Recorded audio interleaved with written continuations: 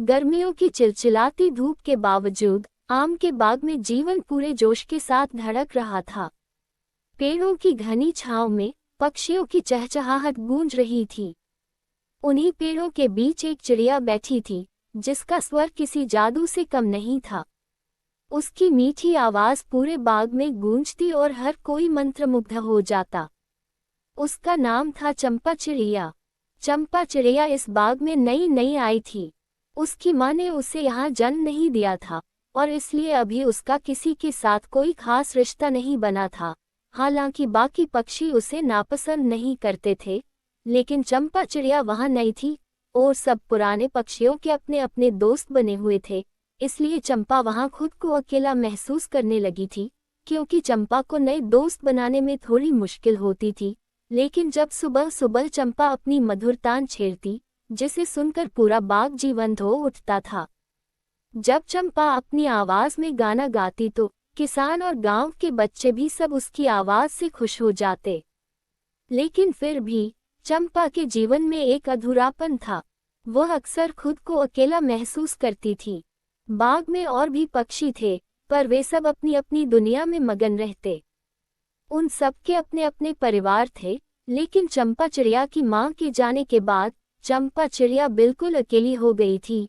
उसका कोई भाई बहन भी नहीं था, लेकिन चंपा चिड़िया का सबके साथ अच्छा व्यवहार था। लेकिन गांव के एक बाज सोहन को चंपा की आवाज बिल्कुल पसंद नहीं थी और उसको चंपा चिड़िया की लोकप्रियता भी रास नहीं आती थी। बाज उसे नीचा दिखाने की कोशिश करता था, पर चंपा चिड़िया उसकी परवाह किए बिना बस गाती रहती थी। एक दिन बाग में एक नया पक्षी आया। वह एक सुंदर नर चिड़ा था, जिसका नाम किशन था। किशन की भी आवाज चंपा चिड़िया की तरह बहुत मधुर थी, पर वह थोड़ा शर्मीला था।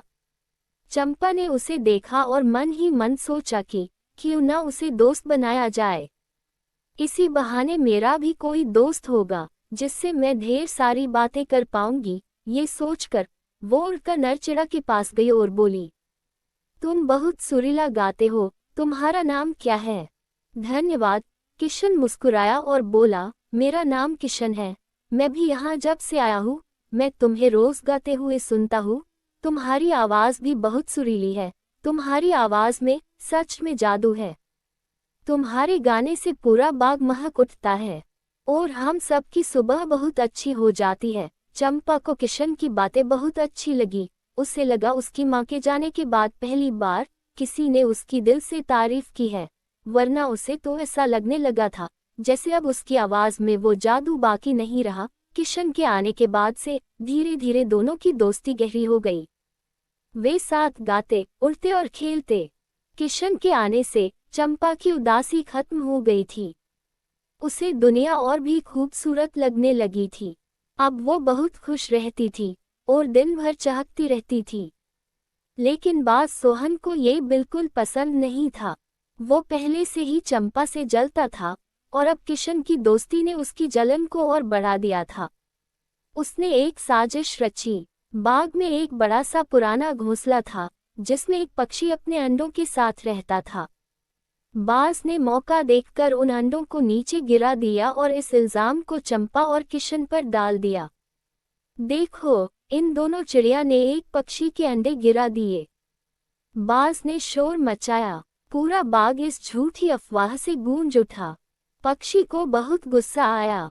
उसने बिना कुछ सोचे समझे चंपा और किशन पर हमला कर दिया।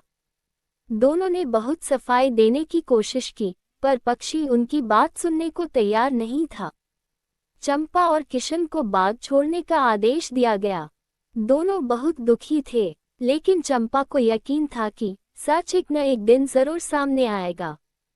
तभी एक कबूतर आया और बोला, ये जो कुछ भी हुआ है, इसमें चंपा और किशन की कोई गलती नहीं है। ये सब इस बाज का क्या धरा है। मैंने खुद देखा है बाज को अंडे गिराते हुए। कबूतर के बताने पर बाज की असलियत उजागर हो गई। पूरा बाग अब बाज के खिलाफ हो गया, इसलिए वो डरकर वहां से भाग गया। चंपा और किशन से सबने माफी मांगी और फिर से उनका स्वागत बड़े प्रेम से किया गया। अब चंपा और किशन की मधुर तान फिर से बाग में गूंजने लगी। उनकी दोस्ती और मजबूत हो गई। बाद में वे जीवन साथी बन गए और उनके भी छोटे छोटे बच्चे हुए, जिनकी कूक से बाग की रौनक और बढ़ गई। चंपा ने सीखा कि सच्चाई और अच्छाई की हमेशा जीत होती है, चाहे कितनी भी मुश्किलें क्यों न आएं। और फिर से चंपा की आवाज ने पूरे बाग को आनंद से भर दिया।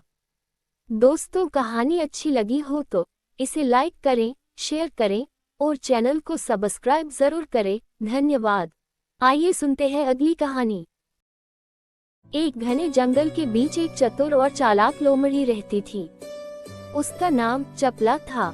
चपला लोमड़ी न केवल अपनी चतुराई के लिए जानी जाती थी, बल्कि वह मुश्किल से मुश्किल परिस्थिति से भी अपने दिमाग का इस्तेमाल करके बाहर निकल जाती थी।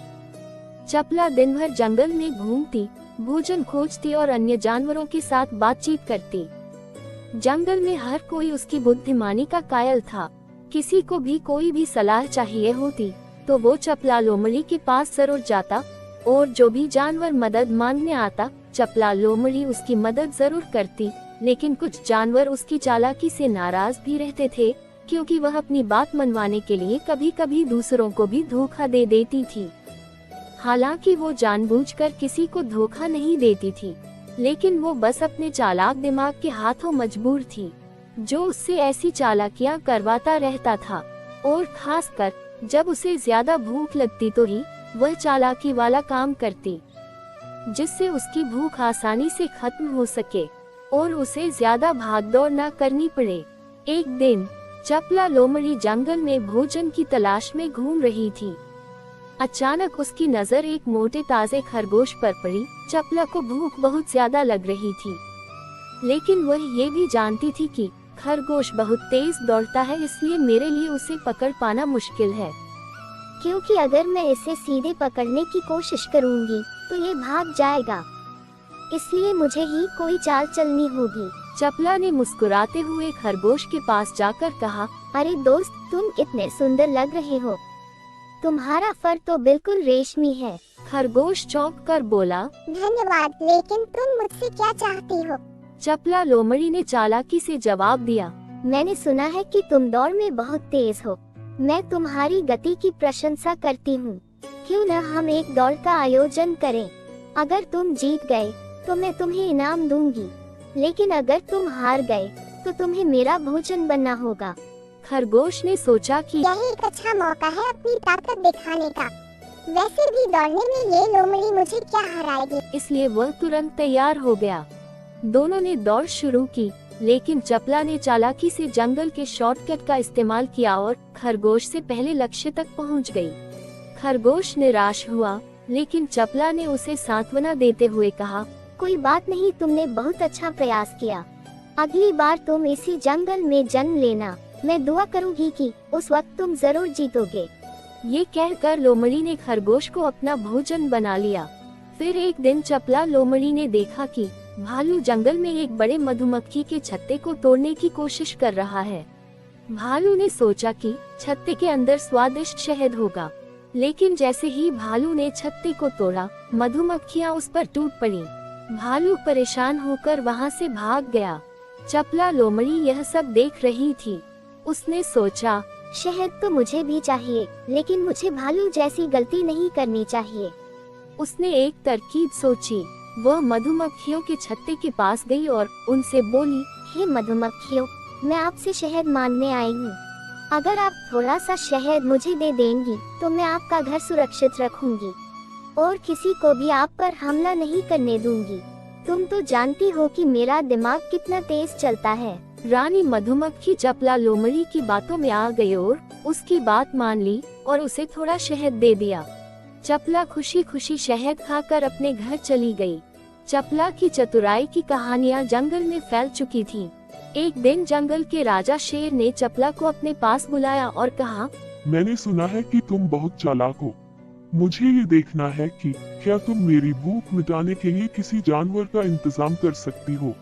चपला ने सोचा, अगर मैं शेर की बात नहीं मानूंगी तो वह मुझे ही खा जाएगा, और वैसे भी अब मैं इसकी नजरों में आ चुकी हूँ। मुझे कोई ना कोई योजना बनानी ही होगी, वरना आज नहीं तो कल मैं इसका शिकार बन जाऊंगी। उसने शेर से कहा, महाराज, मुझे एक दिन का समय दीजिए। मैं आपके लिए एक मोटा और ताज़ा शिकार जरूर लेकर आऊंगी। चपला ने जंगल में जाकर एक जंगली सुअर से मुलाकात की और उससे कहा, शेर तुम्हें खाने के लिए ढूंढ रहा है, लेकिन अगर तुम मुझ पर भरोसा करो तो मैं तुम्हें बचा सकती हूँ। सुअर ने डरकर पूछा, तुम मुझे कैसे बचाओगी? चपला ने सुअर को एक गहरे और सूखे कुएं के पास ले जाकर कहा, तुम इस कुएं में छिप जाओ, शेर तुम्हें यहाँ कभी नहीं ढूंढ पाएगा। सुअर ने उसकी बात मान ली और कुएं में कूद गया। गहरा होने की वजह से सुअर मर गया। इसके बाद चपला शेर के पास गई और बोली, महाराज, मैंने आपके लिए शिकार ढूंढ लिया है। वह जंगल के दूसरे कोने में बने कुएं में छिपा हुआ है। शेर तुरंत कुएं के पास गया और उसमें झांक कर देखा। कुएं में उसे सुअर दिखाई दिया। शेर को लगा सुअर सो रहा है, क्योंकि शेर कभी भी मरे हुए जानवर को नहीं खाता, वो हमेशा खुद शिकार करता है। इसलिए शेर ने दहाड़ते हुए कुएं में छलांग लगा दी और गहरा होने की वजह से वे भी मारा गया। चपला ने शेर को अपने रास्ते से हटा दिया और जंगल के अन्य जानवरों को उसकी चतुराई के बारे में बताया। चपला की चतुराई ने उसे जंगल का हीरो बना दिया था, लेकिन उसकी चालाकी कभी कभी उसकी कमजोरी भी बन जाती थी। एक दिन वह ज्यादा लालच में आकर शिकारियों के जाल में फंस गई। शिकारी उसे पकड़कर ले गए। जंगल के सभी जानवर उसके जाने से दुखी थे, क्योंकि चपला लोमड़ी अपनी चालाकी से दूसरों की समस्याओं का समाधान भी करती थी। चपला ने अपनी आखिरी सांस लेते हुए सोचा, अगर मैं थोड़ी कम चालाक होती और दूसरों का सम्मान करती तो शायद आज मेरी यह हालत न होती। ये कहानी हमें ये सिखाती है कि चतुराई अच्छी बात है, लेकिन उसका इस्तेमाल केवल स्वार्थ के लिए करना गलत हो सकता है। हमेशा दूसरों का भला सोचें और दयालु बने। दोस्तों, कहानी अच्छी लगी हो तो इसे लाइक करें, शेयर करें और चैनल को सब्सक्राइब जरूर करें। धन्यवाद।